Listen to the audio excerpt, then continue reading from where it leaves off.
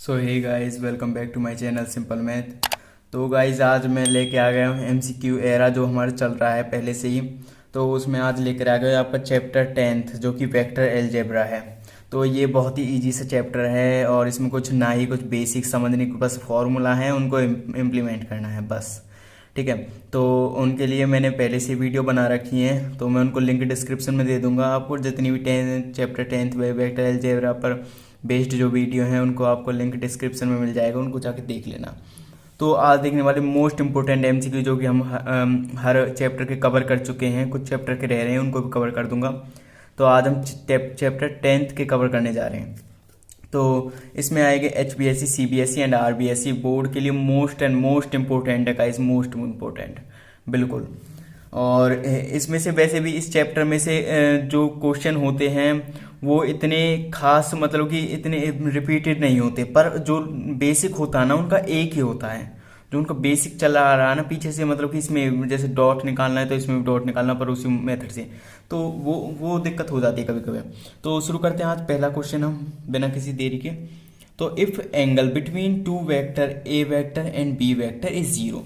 ठीक है, दो वेक्टर दे रखे हैं, एक ए वेक्टर है दूसरा बी वेक्टर है। ठीक है, और उनके बीच का एंगल जीरो है। ठीक है, जो कॉस थीटा है वो जीरो है। कॉस थीटा साइन थीटा वो डिपेंड करेगा अगली वाली डेफिनेशन पे। Then the value of A vector dot B vector is. तो हमें ए वेक्टर और बी वेक्टर की वैल्यू निकालनी है, सिंपल। तो निकालेंगे, शुरू करेंगे। क्या हो रहा है, हमको डॉट और कॉस निकालना तो आता ही, हमने क्या सीखा, बस डॉट और कॉस निकालना सीखा है इस चैप्टर में। तो ए वेक्टर बी वेक्टर के बीच का एंगल जीरो है, मतलब सबसे पहले इसका फॉर्मूला लिखते हैं। क्या होता है इसका formula, cos theta is equals to A vector dot B vector upon में ए वेक्टर का मैग्नीट्यूड और बी वेक्टर का मैग्नीट्यूड। ठीक है, ये इसका फॉर्मूला होता है। अब ये कह रहा है थीटा बाई जीरो है। ठीक है, थीटा जीरो है तो कॉस थीटा क्या कर देंगे, जीरो। ठीक है, कॉस जीरो।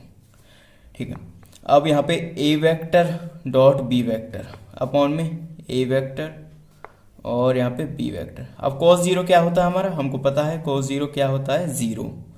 कॉस जीरो हमारा होता है, सॉरी कॉस जीरो वन होता है। ठीक है, जीरो नहीं होता, जो जीरो तो साइन का होता है। A vector dot B vector upon A vector and यहाँ पे बी वेक्टर का magnitude.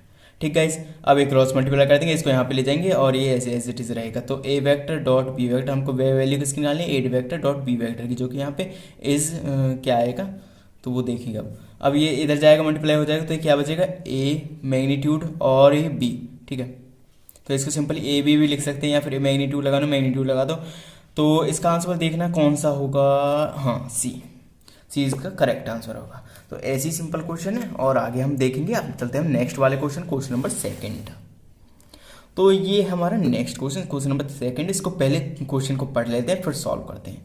Magnitude of vector P Q, ये कोई वेक्टर है, निकालना है हमको जो जॉइनिंग पी, पी के पॉइंट्स दे रखे हैं और क्यू के पॉइंट्स दे रखे हैं। तो हमको सिंपली हमको डिस्टेंस निकालना, जो मैग्नीट्यूड होता है मतलब कि डिस्टेंस, वो निकालना, हमको फाइंड करना है कि मैग्नीट्यूड इसका क्या होगा।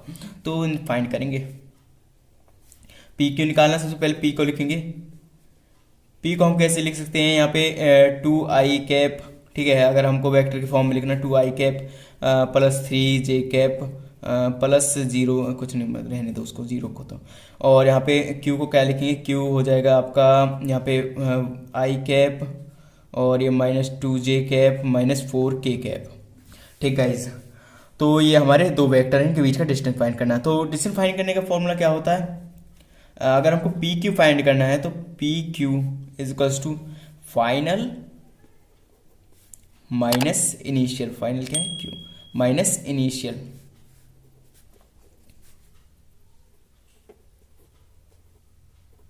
ठीक है, इनिशियल क्या है, पी वेक्टर। ठीक है, ये मैग्नीट्यूड नहीं है, ब्रैकेट है। ठीक है, तो क्यू के ऊपर मतलब कि फाइनल माइनस इनिशियल। ठीक है, ये करना हमको, तो करेंगे।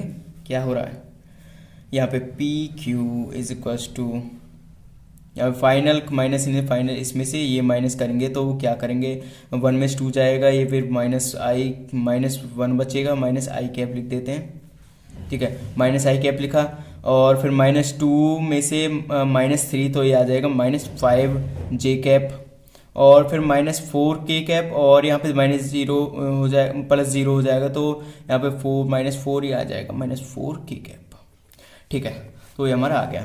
अब वो पूछ रहा मैग्नीट्यूड बताना। ठीक है, मैग्नीट्यूड बताना। मैग्नीट्यूड कैसे बताएंगे हम? सिर्फ नंबर में, ये वेक्टर कुछ नहीं लगा कि सिर्फ नंबर में, तो इसका मैग्नीट्यूड निकालेंगे। पी क्यू वेक्टर का मैग्नीट्यूड इज इक्वल टू, इसका मैग्नीट्यूड कैसे निकालते हैं? अंडर रूट करते हैं, और इस -1 का स्क्वायर क्या हो जाएगा 1, -5 का स्क्वायर क्या हो जाएगा +25, और -4 का स्क्वायर कितना हो जाएगा -16 +16। ठीक है, तो इनको ऐड कर लेंगे। 16 + 1 17, 70 + 25 42, हाँ 24 42। ठीक है, अंडर रूट 42। तो ये हमारा पी क्यू वेक्टर का मैग्नीट्यूड आ गया हमारा। अब ऑप्शन देख लेते हैं कौन सा करेक्ट होगा। ऑप्शन होगा ऑप्शन डी करेक्ट। ठीक है, तो अब चलते हैं हम नेक्स्ट वाले क्वेश्चन पर, क्वेश्चन नंबर 3, उसको देखेंगे क्या होता है उसमें। सो गाइस, ये हमारा क्वेश्चन नंबर 3। सबसे पहले इसकी डेफिनेशन देखेंगे, मतलब क्वेश्चन में क्या कह रहा है। The value of lambda for which the vectors, हमको वैल्यू ऑफ लेमडा निकालनी है। ठीक है, लेमडा की वैल्यू निकालनी है, वैल्यू ऑफ लेमडा। और वेक्टर्स दे रखे हैं, ए वेक्टर ये दे रखा है 2i cap + j cap -3k cap, and B vector is equal to i cap + lambda j cap + 2k cap are perpendicular to each other. ठीक है, हमको कह रखा है कि ये दोनों परपेंडिकुलर हैं ईच अदर के। ठीक है, मतलब एक दोनों के आपस में परपेंडिकुलर है। परपेंडिकुलर मतलब ऐसे हैं, ये इसके परपेंडिकुलर, ये इसके परपेंडिकुलर। ठीक है, ऐसे हैं। तो करेंगे क्या निकालना? लैम्डा की वैल्यू, तो फाइंड करेंगे इसमें। तो सबसे पहले हमारा फॉर्मूला क्या होता है? Is equals to A vector dot B vector upon A vector का मैग्नीट्यूड और बी वेक्टर का मैग्नीट्यूड। ठीक है, तो परपेंडिकुलर के लिए थीटा 90 होगा। 90 होगा मतलब कॉस थीटा की वैल्यू 0। ठीक है, मैं डायरेक्ट ले रहा हूँ। यहाँ पे थीटा क्या होगा 90 डिग्री हुआ, 90 डिग्री फिर कॉस 90 क्या होगा 0। तो यहाँ पे a vector dot B vector, इसको ए वेक्टर डॉट बी वेक्टर कैसे निकालते हैं? मतलब कि 2 को इससे मल्टीप्लाई करना है 1 से है, और जे के कंपोनेंट को इससे मल्टीप्लाई करना है, और 3 के कंपोनेंट को इससे मल्टीप्लाई करना है। ठीक है, के वाले के कंपोनेंट्स को इसके कंपोनेंट से मल्टीप्लाई करना है, के वाले के। ठीक है, तो करेंगे। यहाँ पे आई के कंपोनेंट को देख लेंगे, 2 है और 1 है, 2 1 जा यहाँ पे 2।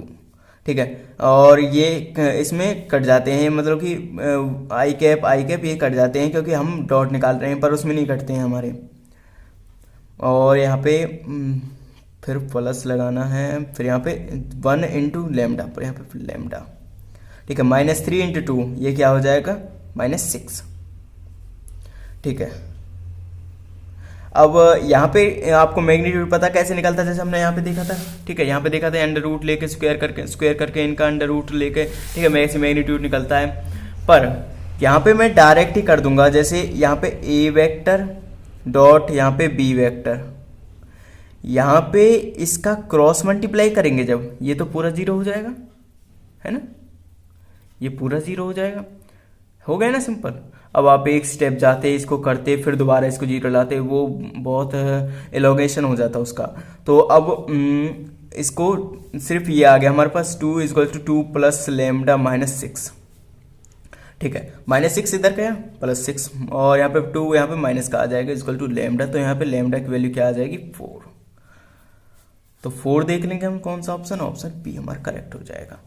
तो ऐसे ये सिंपल क्वेश्चन बिल्कुल। अब हम लास्ट क्वेश्चन देखने वाले हैं, जो कि मोस्ट इंपोर्टेंट है गाइज, जो कि मेरे एग्जाम में भी आया था, हो सकता है आपके एग्जाम में भी आएगा।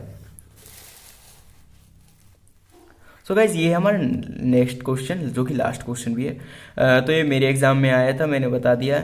तो मुझे ये नहीं आता था उस टाइम पर, और ये बहुत इंपॉर्टेंट था, और ऊपर चैप्टर में इसकी इंपॉर्टेंस नहीं दे रखी थी बिल्कुल। एक दो क्वेश्चन मिलेंगे इसके ऊपर, और फिर ख़त्म।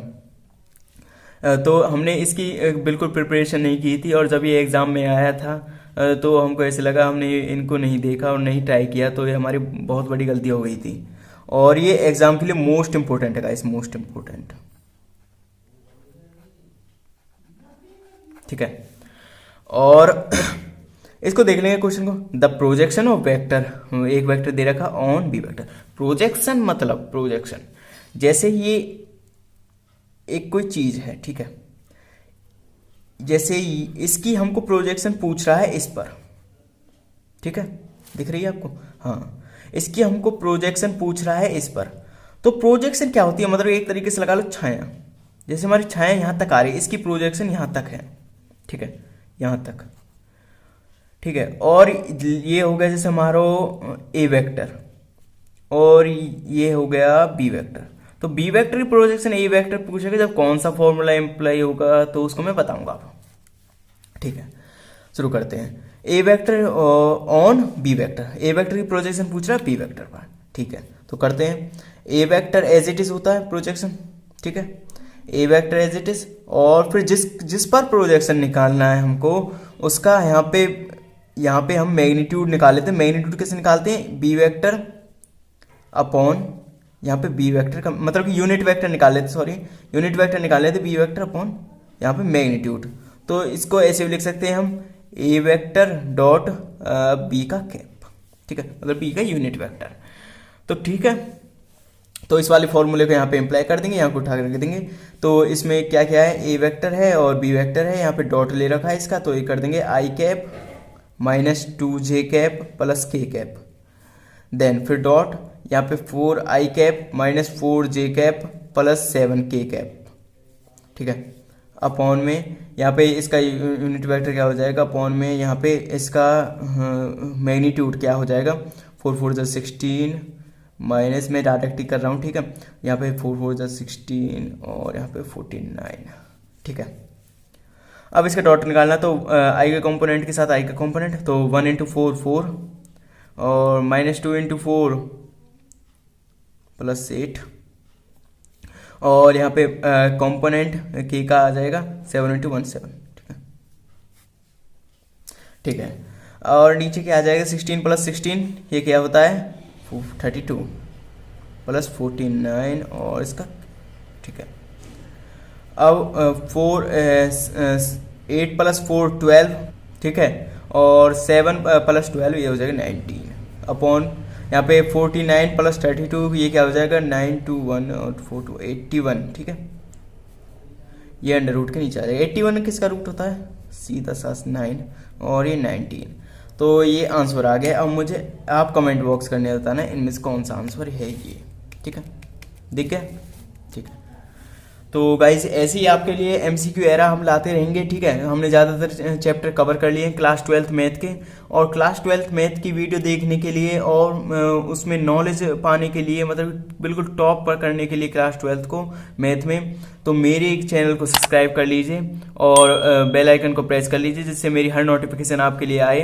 और मैं सिर्फ क्लास 12th की वीडियो बनाता हूँ, तो उससे रिलेटेड जितनी भी मैथ की नॉलेज है आपके साथ शेयर करूंगा मैं क्लास 12th से रिलेटेड ऐसे ही। Thank you very much.